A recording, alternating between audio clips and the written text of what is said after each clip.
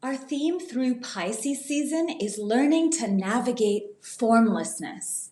And formlessness is an aspect of creation.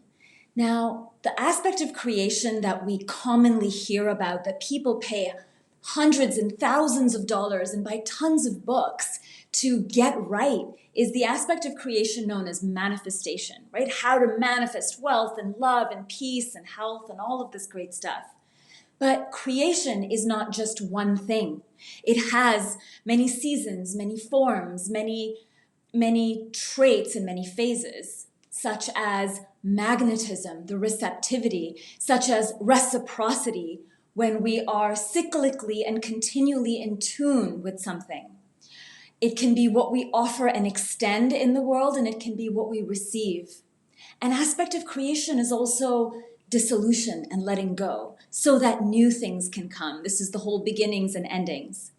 So the aspect we're looking at, and we are actually going to navigate through in a different way this season, is the aspect of creation that is formlessness, which could include things like taking a risk to expand our dreams. It could also be tuning in to our deep, quiet desires or something that we've wanted to do forever, but we couldn't. It could be your soul's desire. It could be something small that your personality desires, but for some reason you haven't been able to do it. It could even be anchoring in to your courage, to your depth, to your purpose, to your infinity, to your peace, right? To create any of that, we first need to have a sense of what the dream is, what the formlessness might be.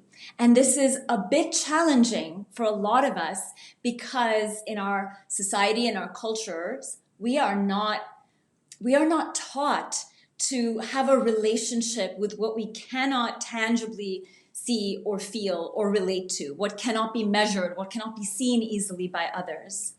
And so through Pisces season, I'm actually going to change the structure of how the videos are done. So instead of doing one video weekly that's longer, about 20 minutes, I'm going to do shorter videos that follow the energy of the moon as it transits through different signs within the month that the sun is in Pisces. Now, astrologically, the sun joins other planets, so Venus and Neptune, in the cosmic ocean, in the birthplace and the death place of all consciousness, which is Pisces. As well, one of the aspects called the north node of the moon, which is an aspect of astrology that speaks to our soul's purpose, the fulfillment, the culmination, the flowering of each and every aspect of us. And these signs, along with the sun, these energies, along with the sun, are in Pisces.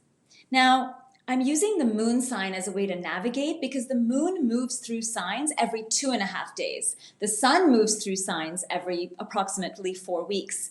But the moon is our relationship to the unconscious. So it makes a really good lens. It makes a really good guide when we want to see and feel what's going on in our unconscious. By nature, we are not conscious of it.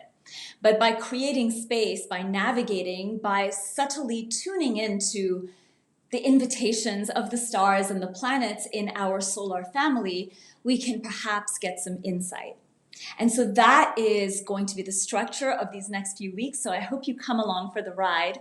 I liken it to, if I don't know if you've ever been on like a boat tour or a boat cruise where the boat has a glass bottom, right?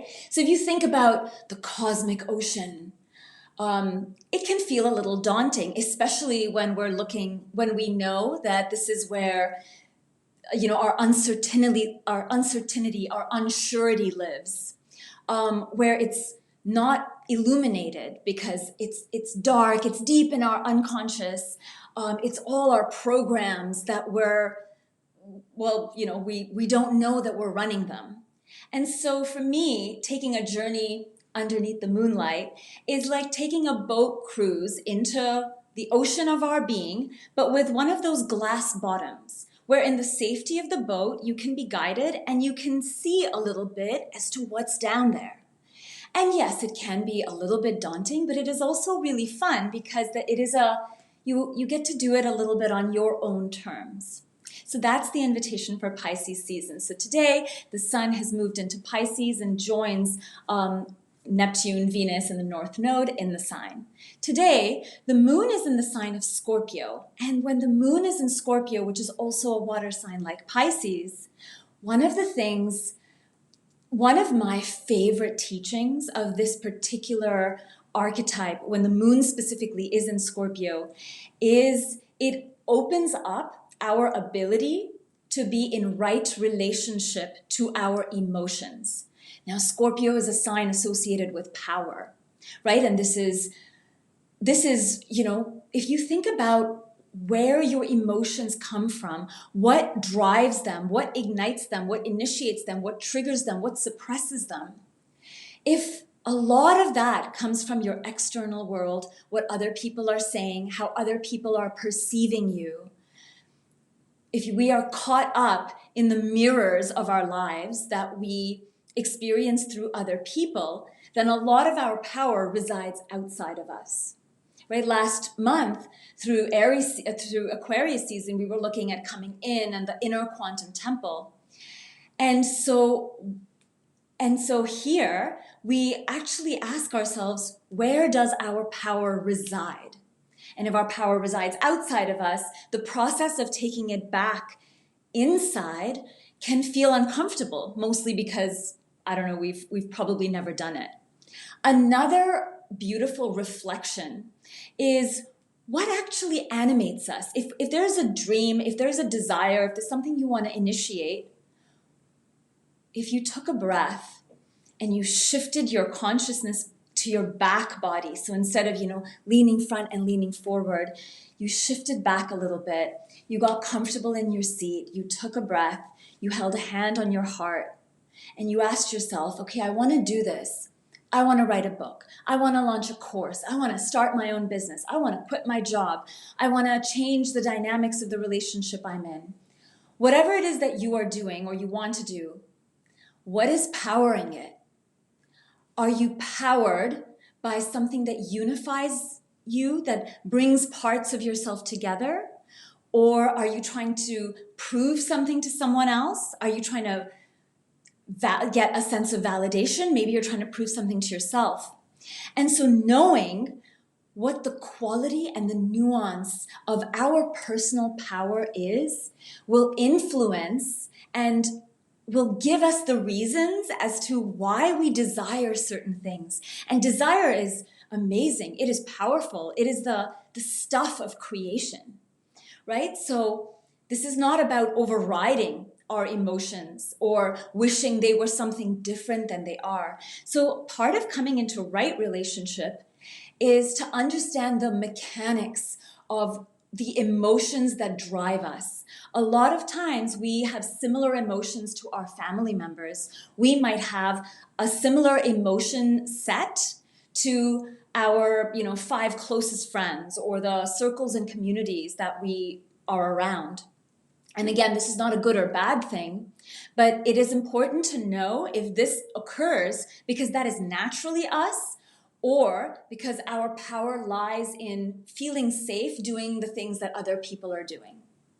And so when that power comes back within us, we get to be in right relationship, which includes being responsible for our emotions. So this also includes understanding the self and the emotional body enough that we are not hijacked by our emotions, where we can allow ourselves the experience of frustration, upsetness, annoyance, hunger, desire, unmet desire, joy, without having to throw that in other people's faces, without requiring other people to come and join whatever energy state that we are in. And Scorpio is the sign of rebirth.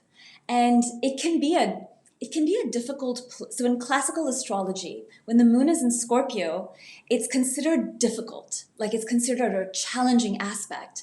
And that is, my interpretation of that is that it is challenging for the personality, because our ego and our personality sort of has to go through a death so that the soul can rebirth.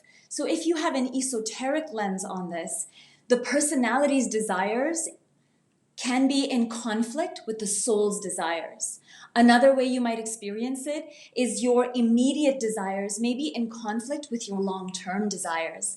And reconciling the emotionality of that is part of the invitation into our unconscious during this short 2.5 day period when the moon is in Scorpio. And that is, you may be feeling a lot of I don't want to say turmoil, but a lot of current in your emotional body during these few days when the sun is in Pisces and the moon is in Scorpio, because your emotions are trying to draw your attention to the experience of them. So a master who can experience all emotions in acceptance, but not be attached and not react from that place, that's like, we all hope for that, right? Like then we're all ascended masters. And the practice and the learning and the cultivation of that is the energy archetype of this particular short season we're in for about 2.5 days when the moon is in Scorpio. In the next, when the moon exits Scorpio, it's going to enter the sign of Sagittarius, so stay tuned for that video.